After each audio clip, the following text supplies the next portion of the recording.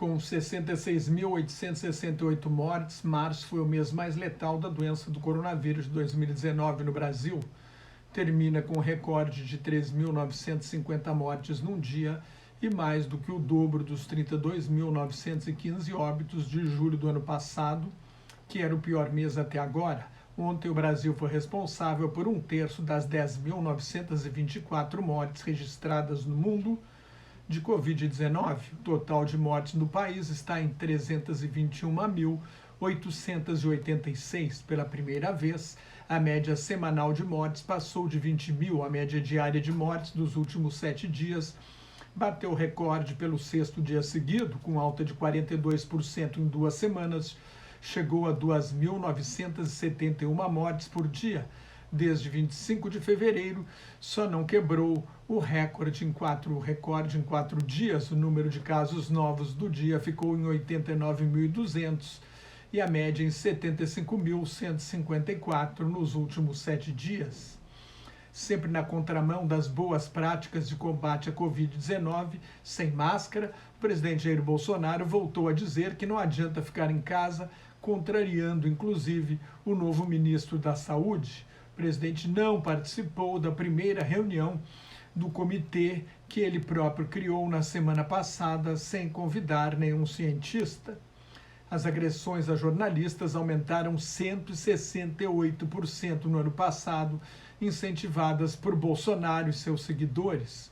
No mundo, são 128.923.000 casos confirmados e 2.816.543 mortes. Mais de 104 milhões de pacientes recuperaram, cerca de 21.880.000 apresentam sintomas leves e 96.565 estão em estado grave. Nos Estados Unidos foram notificados mais 62.045 casos e 948 mortes em 24 horas. Os casos confirmados devem chegar a 30 milhões e meio nesta quinta-feira, com 552.038 mortes até agora. As mortes caíram 23% em 2 semanas, mas o contágio subiu 20% no mesmo período, especialmente no meio-oeste e no nordeste.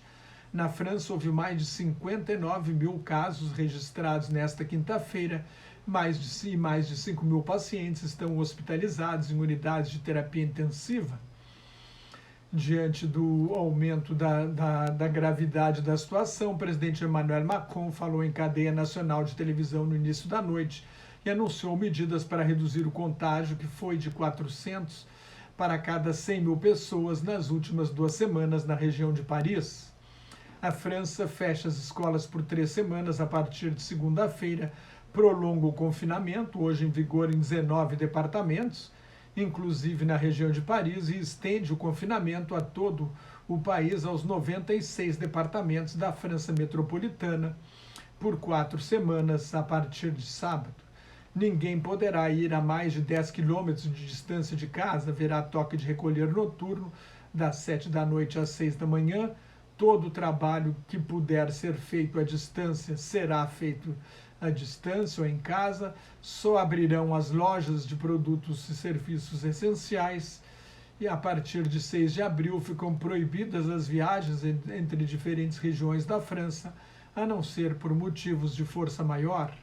As sanções serão reforçadas para punir quem violar as regras. A França teve até agora 4.600.000 casos confirmados e 95.640 mortes. Nos últimos 14 dias, houve 152 casos novos para 100 mil habitantes na Espanha, menos, mas acima de 150 é um problema. A partir de hoje, todos os espanhóis precisam usar máscaras em lugares públicos, inclusive na praia.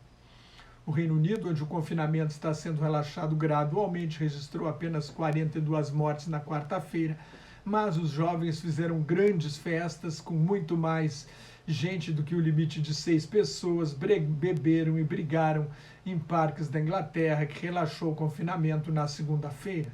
Os governadores de 2 estados alemães, duramente atingidos pela nova onda de contaminação causada por mutações do vírus, Baden-Württemberg e Baviera, pedem um confinamento nacional. A primeira-ministra Angela Merkel defende medidas rigorosas e criticou duramente a maioria dos governadores que se opõem a um confinamento rígido. A Índia registrou 72 mil casos novos num dia, bem acima da média dos últimos dias, que estava em menos de 60 mil. A Índia é o terceiro país em número absoluto de casos, depois de Estados Unidos e Brasil. Tem a metade das mortes do Brasil e uma população 6,3 vezes maior. A Índia enfrenta uma segunda onda de contaminação. As autoridades de saúde admitem que a situação vai de mal a pior. A Argentina tem um novo recorde de contágios na província de Buenos Aires, e com mais 124 mortes e 16 mil casos novos num dia no país, quase o dobro do número de casos diários da semana passada. Mais de 610 milhões de doses de vacinas foram aplicadas até agora no mundo, sendo 152 milhões e 200 mil nos Estados Unidos, onde 97 milhões e 600 mil pessoas receberam uma dose, 54 milhões e 600 mil pessoas, 16,5% da população americana, estão imunizadas, e 22 milhões e 700 mil no Brasil, onde 17 milhões e 600 mil tomaram a primeira dose, 5 milhões, 2,36% da população já tomaram as 2 doses necessárias à imunização. A Agência Nacional de Vigilância Sanitária aprovou o uso emergencial da vacina Janssen do grupo Johnson & Johnson, a única que exige uma dose só. Mas o ministro da Saúde, Marcelo Queiroga, avisou em audiência na Câmara que o governo federal terá apenas 25 milhões e meio de doses para distribuir a estados e municípios em abril. É pouco mais da metade do previsto. A Itália tornou obrigatória a vacinação para trabalhadores de saúde. Em pesquisa, a vacina da Pfizer apresentou 100% de eficiência em testes clínicos em adolescentes de 12 a 15 anos.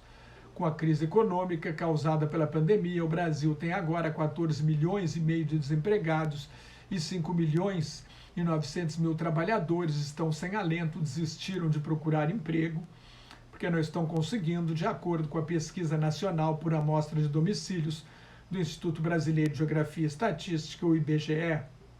Para amenizar a situação, o novo auxílio emergencial começa a ser pago na terça-feira. Serão 4 parcelas mensais de R$ 150, R$ 250 ou R$ 375. O valor varia se for uma pessoa, uma família ou uma família chefiada por mulher. A expectativa é que 45 milhões de pessoas sejam beneficiadas.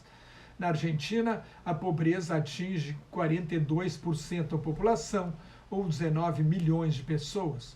Nos Estados Unidos, o presidente Joe Biden lançou um plano que prevê investimentos de 2 trilhões 251 bilhões de dólares, ou seja, 12 trilhões e 668 bilhões de reais ao longo de 8 anos. Se o Congresso aprovar, os investimentos serão em obras de infraestrutura, inovação tecnológica, transição energética, pesquisa e desenvolvimento, geração de empregos, inovação e qualificação da mão de obra para tornar os Estados Unidos no país líder da economia de baixo carbono. Para financiar, a alíquota do imposto de renda das empresas deve subir de 21% para 28%, mas não basta. Talvez seja necessário aumentar outros impostos e haverá forte resistência no Congresso. A China rejeitou a acusação da Organização Mundial da Saúde de que não deu pleno acesso à missão internacional que investigou a origem da pandemia na cidade chinesa de Wuhan.